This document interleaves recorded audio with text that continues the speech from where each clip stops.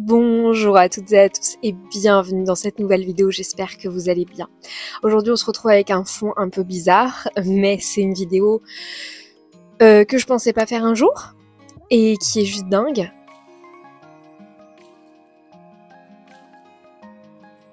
Aujourd'hui je vous parle de mon magasin. J'ai ouvert un magasin en centre-ville de Montpellier depuis maintenant 2 semaines à l'heure où je parle, et aujourd'hui je vous fais une petite vidéo pour vous faire visiter le lieu. Dans l'ordre des studios vlog, vous aurez uniquement vu la vidéo où je vais visiter le lieu et où j'apprends que c'est bon quoi. Mais j'avais envie de vous faire visiter le lieu vraiment concrètement avant de vous embarquer dans la vidéo studio vlog où je prépare et où j'installe le tout. Donc c'est parti pour découvrir mon antre, l'antre de la baleine, c'est le nom que j'ai donné à la boutique et on est parti. Pour refaire un petit récap en termes de temporalité, tout a commencé le 17 novembre, jour où j'ai trouvé, quelqu'un m'a donné le numéro personnel d'un propriétaire de ce local. Et après quelques petits échanges, etc., le 28 novembre, j'ai eu cette personne qui m'a autorisé à venir visiter le lieu et le rencontrer. Le 28 novembre à 18 h, j'avais rendez-vous avec lui ici même pour visiter le local et échanger autour de la manière dont on allait pouvoir procéder en termes de timing, d'organisation, etc. Ça a commencé comme ça et on a eu un rendez-vous chez l'avocat pour pouvoir signer le bail professionnel le 9 décembre. Donc comme vous pouvez le voir, ça s'est enchaîné en moins de 15 jours. En une petite quinzaine de jours, tout était fait, on avait signé, etc. C'est assez dingue vu comme ça, mais je trouvais ça hyper important de signer avant les fêtes. Ça me paraissait complètement absurde d'ouvrir en janvier. Le mois de janvier risque d'être un petit peu rude, donc je voulais pas passer à côté du mois de janvier, du mois de décembre, et commencer en janvier, ça aurait pas eu de sens. Donc j'ai débuté en décembre. J'ai eu la chance dans ce projet d'être suivie par des personnes incroyables qui m'ont fait confiance les yeux fermés et qui se sont jetés à corps perdu dans l'aventure avec moi. Donc ça c'est trop cool. Une fois que j'ai récupéré les clés le 9, j'ai eu 3 jours pour ouvrir. C'était mon petit challenge personnel, c'était même moins de 3 jours complets puisque j'ai récupéré le lundi 9 les clés dans la matinée. Et le but était d'ouvrir le mercredi 11 à midi. Il a fallu donc tout installer, le local était complètement vide et il a fallu complètement l'aménager en quelques jours. C'est juste incroyable, la plupart des gens qui passent me disent mais comment t'as réussi en aussi peu de temps, c'est assez dingue. J'avais pas le choix, je me suis pas laissé le choix, je me suis pas laissé le temps de réfléchir en fait, je me suis juste dit là t'avances, tu cartonnes, il faut que tu y ailles en fait. Il faut aussi savoir que il y avait quand même une petite bête noire dans ce lieu, c'est le fait que je n'ai pas d'accès à l'eau pour le moment, ni d'accès au tout à l'égout, bref, il n'y a aucun raccordement à l'eau qui est effectué dans le local, il a toujours été comme ça, donc toilette sèche et un système de pompe et de bidon pour avoir une sorte d'évier. C'est clairement pas le luxe, mais écoutez, ça fait le taf. Et dans le bail commercial, j'ai demandé au propriétaire de noter qu'il s'engageait à faire les travaux pour pouvoir installer des WC et un tout à l'égout et un accès à l'eau en règle générale. Donc ça va être fait dans les prochains mois puisque normalement début janvier ça sera fait. Donc à l'heure où je vous parle, dans moins de 15 jours, j'ai l'accès à l'eau dans le local. Maintenant que ces petites présentations d'organisation et de timing sont faites, on va passer à la présentation du lieu. Je vais vous faire un petit tour de la boutique. C'est clairement encore en travaux, il y a 1001 choses à faire. Aujourd'hui même, à midi, ça fait 1 semaine que j'ai ouvert au public. C'est assez fou. Voilà, donc il y a encore plein de choses à faire, il y a encore des travaux, il y a encore des meubles à installer, à amener, il y a encore plein de choses qui doivent être faites et qui vont être faites. Donc Ne prenez pas peur, c'est normal si ça paraît un peu voilà, brinque-ballant par moment et à certains endroits. Mais je vais quand même tout vous montrer, j'ai trop hâte de vous montrer ça. Voilà donc la vitrine de la boutique. J'y installe mes cartes le matin, ça va changer. En haut, il va y avoir une grande baleine en bois, donc ça va être vraiment super chouette. Je vais la chercher dimanche. J'ai évidemment floqué la vitrine avec le nom des artisans et aussi le nom de ma marque, histoire que ça soit bien clair pour tout le monde. Et j'ai fait une petite vitrine, comme vous pouvez le constater juste ici, avec quelques créations de tous les artisans. Le but de ce lieu, c'est d'être un lieu collaboratif avec une sélection d'artisans, comme les boutiques créateurs dans lesquelles j'étais amenée à faire des permanences au début de mon activité. Dès l'entrée, du coup, on a ça donne ça. Il y a le panier de mon chien, parce qu'elle m'accompagne quasi tous les jours. Hein, Lyra? Donc voilà pour le look de la boutique. On va commencer par la droite. Ici, on a donc des choses sur ce mur là. J'ai pas repeint encore, mais je pense que je vais repeindre dans les prochains mois. J'attends un petit peu. Ici, on a deux endroits, donc j'ai mis en bas mes créations parce que clairement, il n'y a pas trop d'autres choix. Je vais pas mettre quelqu'un là-bas en bas, donc je mets des choses que je vends peu et que voilà, je mets pas beaucoup en avant. Ici, on a une créatrice. Il faut aussi noter qu'il n'y a aucun éclairage pour le moment. Les éclairages sont commandés et ils arrivent très bientôt. Un des buts de la boutique, c'est d'avoir des affichages de prix uniques pour tout le monde, histoire d'avoir une unicité dans la boutique. Et j'ai aussi fait des petites présentations avec la charte graphique de la boutique. Une fois qu'on passe ici, nous avons un deuxième espace. Alors j'y ai posé sur le dessus ce meuble, je sais pas si vous vous souvenez que j'emmenais sur les marchés. Je lui ai redonné un coup de peinture avant l'installation. Et du coup ça rend pas trop mal. Elle va me ramener d'autres peluches, ça va être encore plus mignon. Ici, nous avons deux étages avec ma papeterie. Là, j'ai mis pas mal de choses de Noël, mais après, je vais enlever et mettre des cake toppers, ce genre de choses. Pareil, il manque de la lumière, hein, clairement, mais ça va arriver. On passe ensuite ici, j'ai fabriqué une table de toutes pièces avec l'aide de créatrices qui sont venues à ma rescousse. Franchement, elles ont été d'une aide folle. Donc j'ai installé et créé cette table là pour rajouter un petit peu d'espace. Et de toute façon, c'était un peu vide, donc ça aurait fait bizarre. Donc là au moins, ça fait vraiment joli et ça cache le radiateur aussi. Et ça, c'est vraiment chouette. Et la boutique était déjà eh bien créée avec les petits box là étaient déjà présents, donc je n'ai eu qu'à les remplir avec les magnifiques céramiques là pour le moment, et je pense que c'est à peu près tout ce que je mettrai ici parce que c'est vraiment très très chouette, je trouve, cet espace là. Ensuite ici nous avons un grand meuble qui m'a été prêté pour de la longue durée par une créatrice qui ne s'en sert pas, et donc elle m'a prêté ce grand meuble à l'intérieur duquel j'ai mis les gobelets, mais c'est hyper dangereux, donc je vais fabriquer un autre meuble, je vais vous montrer après.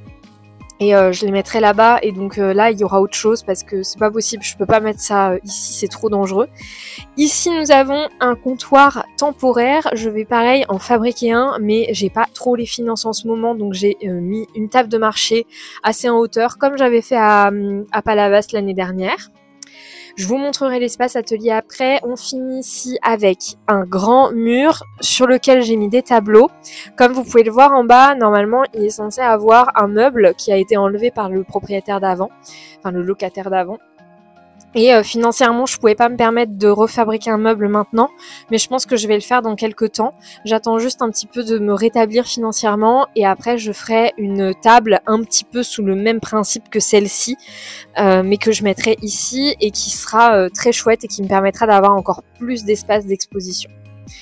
Ensuite ici, on a fixé des rails au mur avec des équerres pour pouvoir y mettre eh bien, des petites planches. Donc c'est un espace qui est complètement modulable. Je peux vraiment composer l'espace comme je veux. J'aime beaucoup ces deux petites planches en haut qui sont vraiment très chouettes et qui permettent d'exposer des choses en hauteur et que ça soit vraiment visible. Et ensuite ici, pour le moment, j'ai ces deux créatrices de textiles qui sont là avec des petits cintres et des petites tringles. C'est très chouette, j'aime beaucoup. Ensuite, on passe à ce côté-là. Comme vous pouvez le voir, c'était de la pierre apparente, donc c'est un peu stressant parce qu'il faut vraiment composer avec ce support vraiment va ouf. Donc, je pouvais pas fixer au mur. J'avais envie de fixer des tringles avec des équerres encore une fois, mais je pouvais pas. Donc, j'ai acheté ces meubles-là chez Castorama. Ils sont vraiment pas très très chers et ils m'ont permis de composer un mur entier de produits de manière très très facile. Encore une fois, il manque tous les éclairages, mais ça va arriver très bientôt.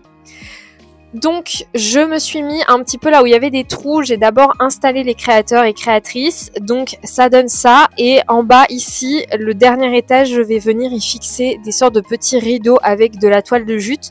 Et à l'intérieur, sur les étages, par exemple, là-bas au fond, il y a de la place. Eh bien, je mettrai tout simplement des petites boîtes dans lesquelles les créateurs pourront mettre du stock d'avance. Mais pour le moment, c'est encore en cours. Ça fait partie des choses que je ferai plus tard parce que là, pour le moment, j'ai pas trop le temps. Donc voilà à quoi ça ressemble. On est vraiment sur des créations originales. Un des buts de la boutique, c'est de proposer des créations et des produits qu'on ne trouve pas partout à Montpellier, parce que dans beaucoup de boutiques créateurs, on a un peu toujours les mêmes artisans qui reviennent et c'est un peu fatigant à la longue. Donc mon challenge, c'était de trouver des gens qui sont pas trop présents sur Montpellier pour pouvoir avoir une sorte d'unicité et aussi d'exclusivité.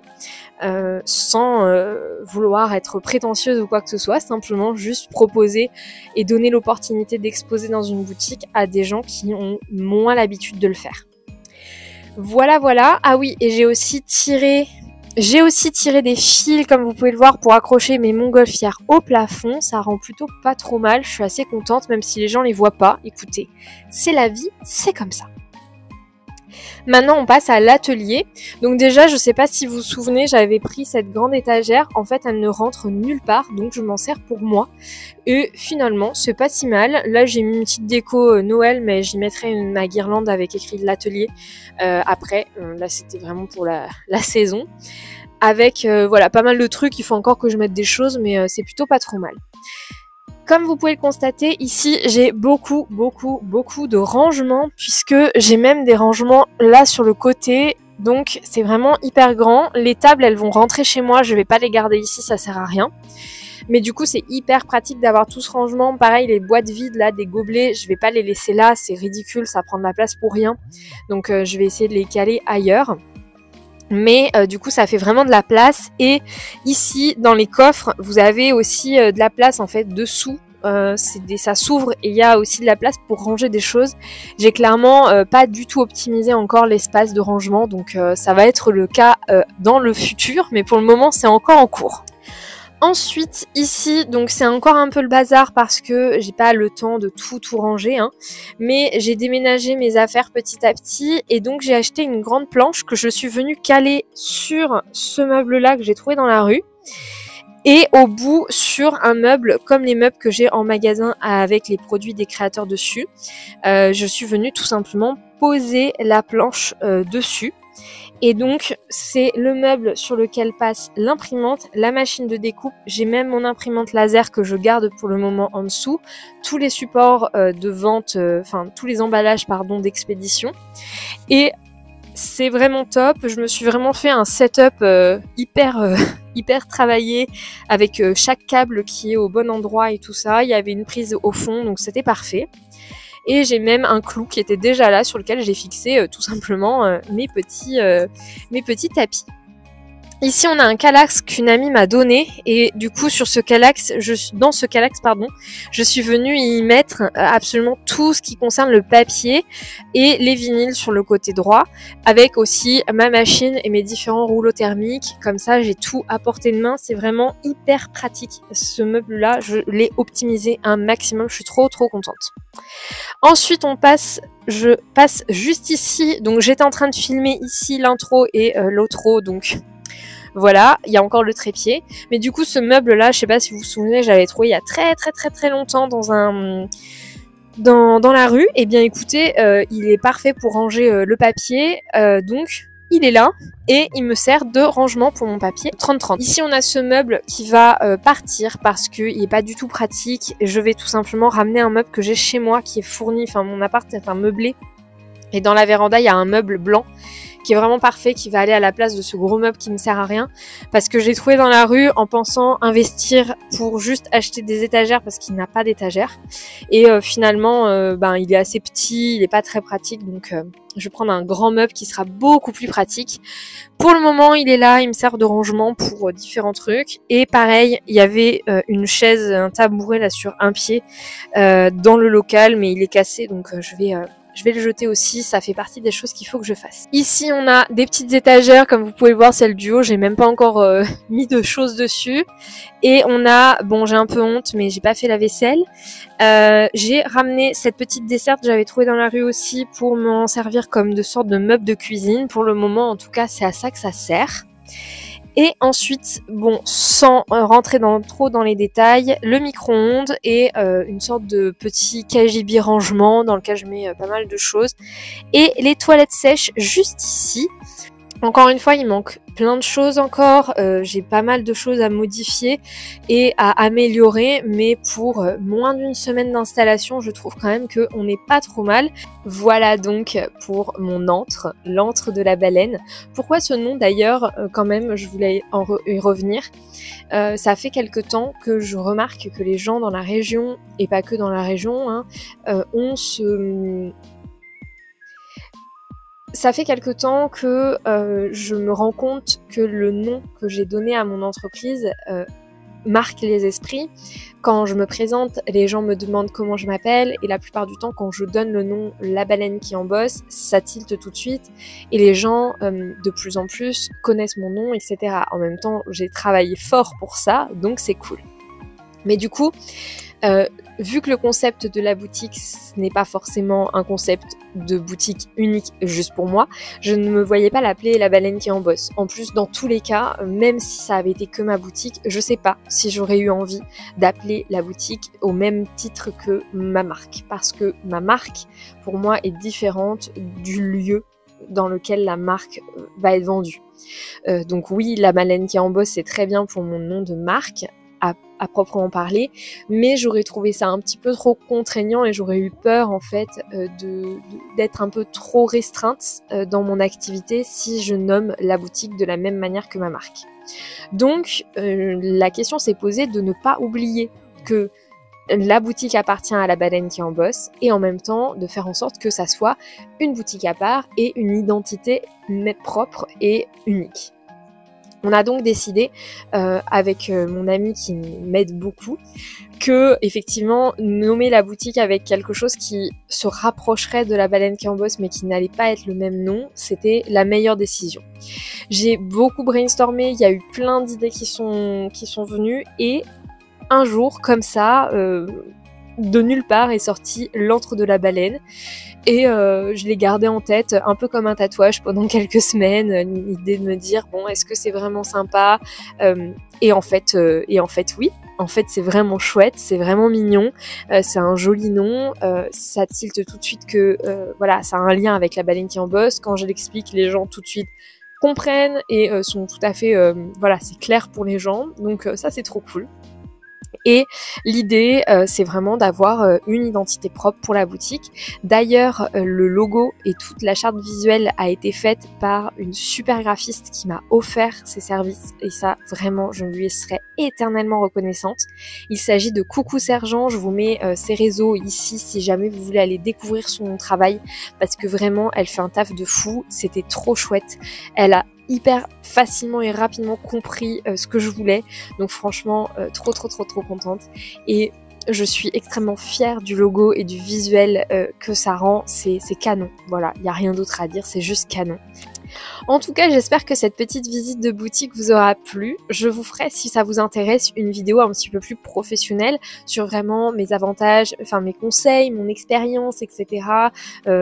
De gérer une boutique, si ça vous intéresse, les débuts, tout ça, peut-être une vidéo avec ce que j'ai appris, enfin voilà, je peux vous faire des vidéos si ça vous intéresse, n'hésitez pas à me le dire en commentaire. En tout cas, là c'était vraiment plus une vidéo présentation un petit peu générale. J'espère que la visite vous aura plu, que la présentation de ce projet de fou vous aura plu.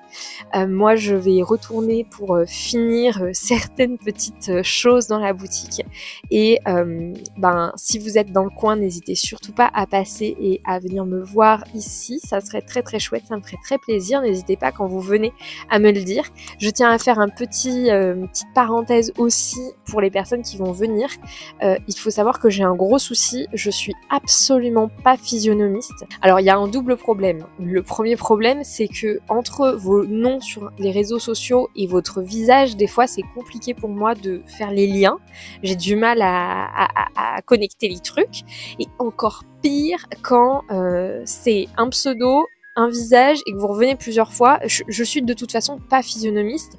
Il faut savoir que je suis myope, donc mon cerveau n'imprime pas les visages, parce qu'en fait déjà de base de loin je ne vois personne, donc quelqu'un qui me fait coucou de loin, voilà. Et après quand la personne se rapproche, et bien en fait je sais toujours pas quitter parce que j'ai juste pas du tout imprimé ton visage et je sais plus du tout quitter. Et encore pire en boutique, marché, etc. parce que je vois tellement de gens que mon cerveau ne fait pas vraiment l'effort d'imprimer le visage parce que c'est pas quelque chose qu'il sait faire forcément. Alors j'espère que ça va changer avec le temps. Voilà, je suis là pour rester un moment, donc le but ça serait de réussir à me souvenir quand même des visages des gens. J'essaye, je fais beaucoup d'efforts, mais en tout cas si vous venez et que on discute et que vous revenez quelques temps plus tard et que je ne vous remets pas du tout, j'en suis navrée, ne le prenez pas pour vous, c'est comme ça avec tout le monde. Les gens que je rencontre dans mon cercle perso, je suis capable de leur dire enchanté au moins 20 fois avant de réussir à comprendre que cette personne, je l'ai déjà vue plusieurs fois, vous voyez. Donc c'est pas contre vous, vraiment, il y a des gens qui sont plus proches de moi et que je n'imprime pas les visages, c'est juste comme ça. N'hésitez pas à me dire que vous venez des réseaux et de YouTube en l'occurrence. Maintenant que tout ça est dit, je vais vous laisser là. Merci d'avoir regardé cette petite vidéo présentation. N'hésitez pas à la liker, à la commenter, à me dire ce que vous avez pensé de la boutique. Et on se retrouve très très très bientôt pour une nouvelle vidéo.